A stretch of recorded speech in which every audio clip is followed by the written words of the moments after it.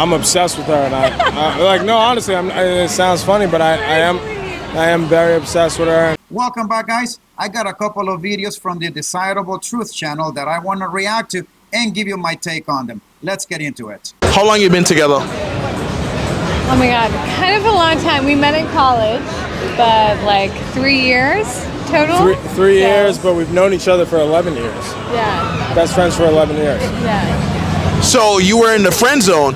I was in the friend zone big time. I never thought I was going to come out of it, to be honest, but yeah. Was there ever a point where she was talking to you about the guys that she was sleeping with, or? No, never that. It was just more so, I just never knew if like I was going to come out of the friend zone, but it was never her talking about the guys she was sleeping with. It was more so just, we were always just best friends and never know if it was going to work out. I feel like in college, we would like share all that stuff together. Like we were best friends in college and we'd always talk about like, we date other people. So we were always like super close about stuff like that, so. And so when did it click for you that you'd be just as attracted to him?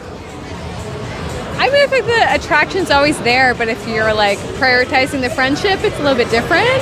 But I think after we graduated and then like moved to the same city. So that was a couple years ago. Well, a couple of things here. First, this further proves that men and women cannot be friends. That's just the way it is. This guy has been attracted to this woman all this time, and he was just there waiting for the opportune time for him to make his move. And finally, the woman got him out of the friend zone. But he was always there, not looking at her as a friend, but as a potential mate. Second, this is a typical behavior of these modern women. They look at a guy who is a nice guy, just like this one. I'm going to put him in the back burner. I'm going to get my whole face out of the system. And after that, when I'm closer to hitting 30 and I want to settle down, I'm going to go back to my friend zone and get that guy, give him the shot that secretly in his mind he has been waiting for. Women know that the guy that they put in the friend zone is hitting on them. But I mean, surely he was trying to get with you during that time. Why didn't you give him a shot back then? I mean, obviously he's a very good-looking guy, but he was like one of my best friends, and you don't want to lose a friendship. And you're at school, there's different things, and I think it's different when you're older and are in the same place and like same, I don't know, you're just like a bit more mature and like value the same things. It's hard when you're like 20 years old in college, but we're always best friends. So like then we were finally at a good place in our lives to explore that and without like, I don't know, like risking the friendship. So when you guys go out together, who typically pays for the dates? I'm going to answer this one. It's me, typically, but like that's not because she's not down to pay. That's just where, that's how I grew up. I honestly think when you're in love with somebody. Here's another thing, guys, that very few people talk about. You cannot allow yourselves to fall in love with your woman. You can love your woman, but you cannot allow yourself to fall in love with your woman. Because the moment you do, you are going to make your life revolve around her. You are going to put her on a pedestal. Your identity will be defined by her. When women are young in their early 20s, sure, they love that because it's attention and validation. Women are attracted to that. But the moment the woman is looking for a serious relationship, someone to start a family with, they want a man they can respect. And if you allow yourselves to be in love with your woman, you are going to put her on that pedestal.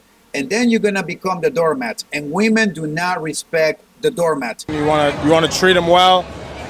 That's part of treating them well is paying for things. Like I want to be a gentleman and treat her well, and like I'm obsessed with her. And I like, no, honestly, it sounds funny, but I am very obsessed with her, and I love her. Never, ever, under any circumstances, be obsessed with your woman.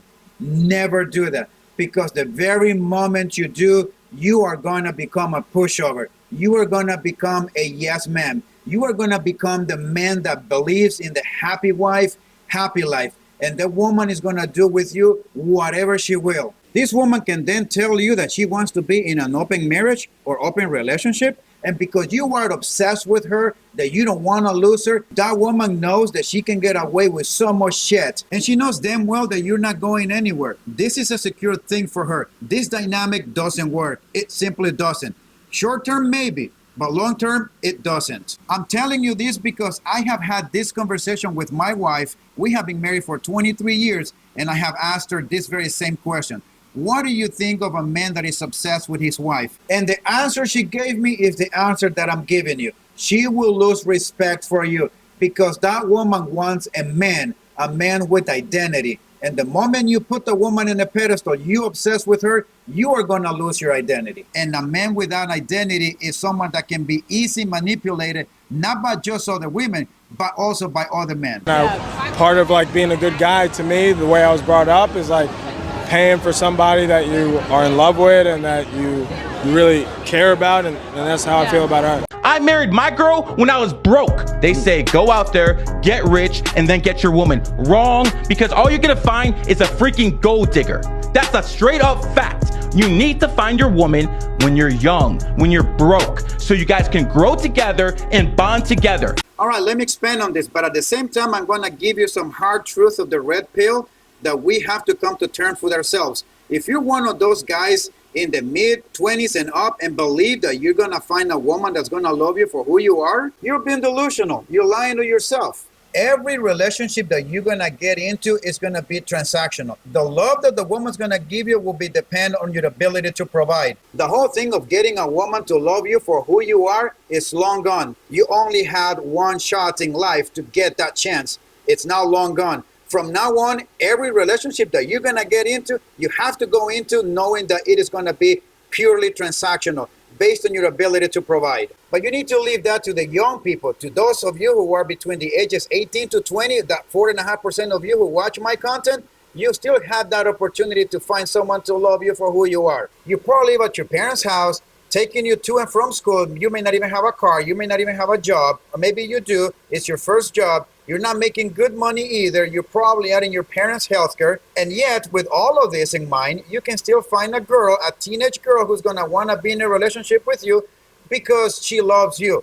Even though you're broke as hell, but she loves you. But let's say that you are 24 and 25 and 30 and 35 and 40. Then you tell a woman that you're just as broke as an 18-year-old and living in the same situation, the same circumstances. You tell me if that woman is going to want to be in a relationship with you. She's not, because you have nothing to offer her. You bring nothing to the table.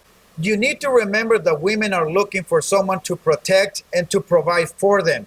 And if you don't have those two, at least those two, you are not a candidate for that woman. It's just plain and simple. And this is one of the hard things in the red pill community that many men need to come to terms with themselves. To the fact that your relationship is going to be conditional and that the love that you're going to receive is also going to be dependent on your ability to provide. And the reason why this man was telling you that you should marry young and not wait till you're older, because once you get to the finish line, you're going to find a bunch of women that are going to want to be with you because of what you can provide. Not because of who you are. Because if they wanted to be with you for who you are, that woman would have been with you at the very beginning when you were out in the trenches, working your ass off, trying to make something of yourself. And I have talked to my wife many times about this very same subject. I'm 45 and I'm retired. And I told her, if you ever die, I know for a fact that every woman that want to be in a relationship with me is because of my ability to provide. What's your age? 53. Are you single? Yeah. Have you found that as a man at your age, dating has gotten easier for you? It's definitely harder. Yeah. Why do you say that? I need to find someone who's there for me, who's not after my money, right? Who's not after what I can give them, and who still wants to build with me at this age. It's very easy to find one who wants to be provided for, yeah. But to find someone who's looking at me for me, it's pretty hard. Somebody needs to get a hold of this man, find him wherever he's at, and tell him everything that I just said in this video, or just show him this video. Somebody needs to open this man's eyes to the reality that that's not going to happen, not at his age. At 53, have you ever been married before? Yeah. How long was it? 9 years. And did you initiate a divorce or did she? I did. Okay. Now, why did you end that marriage after so long? We just got to a point where I wasn't happy anymore. So I just did not want to have that marriage prolong into getting worse, right? So I saw where the dangers were, I saw the red flags, and I moved on.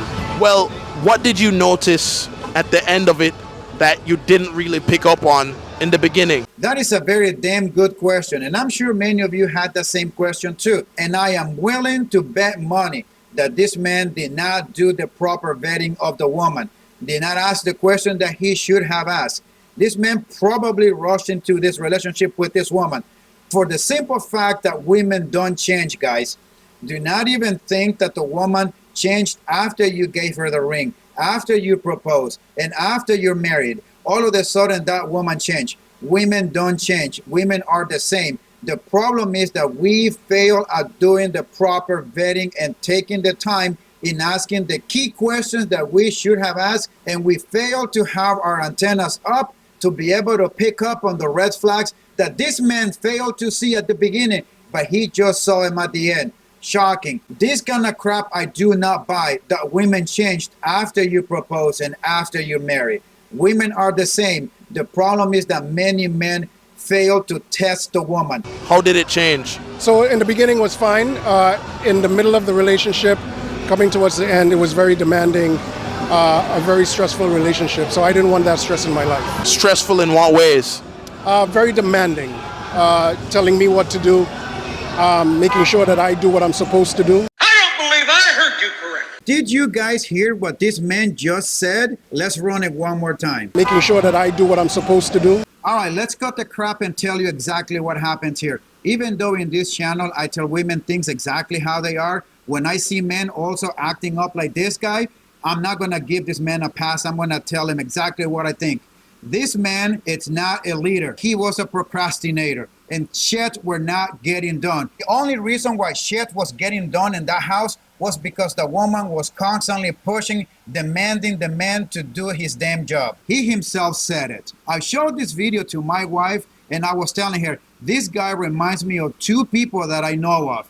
And I told them the names, and then she goes, you know what? You're right. If those men do not correct themselves, those marriages are going to collapse. No wonder this woman was constantly harassing this man to do his damn job. She wanted a leader. And the way she wanted him to accomplish that was by demanding the way he was saying, which, to be honest, she was in her right to demand. Now, to those of you who may disagree with what I just said, let me put it to you this way. Let's say that your wife is not doing her job, her responsibility at the house. She's not making sure the kids are bathed, that they're fed, that their needs are met, not cooking, not cleaning, not doing the laundry, not doing all of the house chores. In other words, that she's not turning the house into a home. Eventually, you are going to snap and you're not going to like it. And you're going to start demanding of that woman to do her job, even though she knows she's supposed to do it, but she's not doing them. Because she doesn't like you to tell her what to do. She's going to do it whenever she wants to do them. Well, I just flipped the script and show you the other side using the same scenario as if she was the one that was failing at her job. I agree with that woman. She was right in demanding that her man becomes the leader because she married a guy who was supposed to be the leader.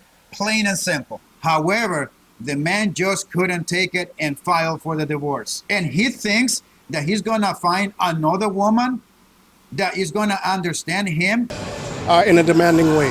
I think, the perfect partner is somebody that you build with, right? We share each other's concerns and we share each other's responsibility. It wasn't like that when I was married. So you felt like she was micromanaging you, Definitely. but you were supposed to be leading as a man.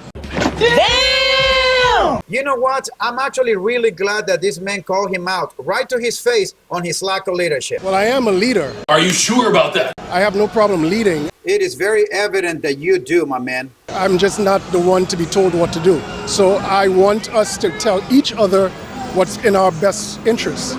But this wasn't that relationship. I want us to tell each other what's in our best interest. That part I do agree with him, because that is the way a marriage is supposed to work. It's supposed to have that conversation, because the actions of one will affect the other, and we both have to be on the same page. That part I do agree with him. That's exactly how my marriage is run. But I can tell you, the moment I start acting like this guy, I can guarantee you that my wife will start demanding that I do my damn job because I'm lacking on my leadership, which is exactly what happened to this man. You guys cannot allow yourselves to fall short on your leadership. So those of you young men, you need to get your act together. You have to start right now. You cannot say that when you get older and you start your family that you're going to be the leader. It doesn't work that way. Either you are or you're not. And when you're young, you have to learn how to develop those leadership skills, whether at work, at home, at school, in sports, any group projects, any volunteering that you might do at a charity. There's some things that you just have to work at it while you are young, and you can, so that you can then learn and grow and develop those leadership skills and apply them every time they are needed to be applied. And when you get married, by the way, if you choose to go that route, that leadership role can never be on pause. You can never take a break from it. You have to be on it for the rest of your life, because the moment you do slack, shit like this can happen to you in your marriage. You cannot let your foot off the pedal. You just simply cannot. Work on your leadership skills now that you're young, now that you can. Watch your six at all times, and I'll see you next time.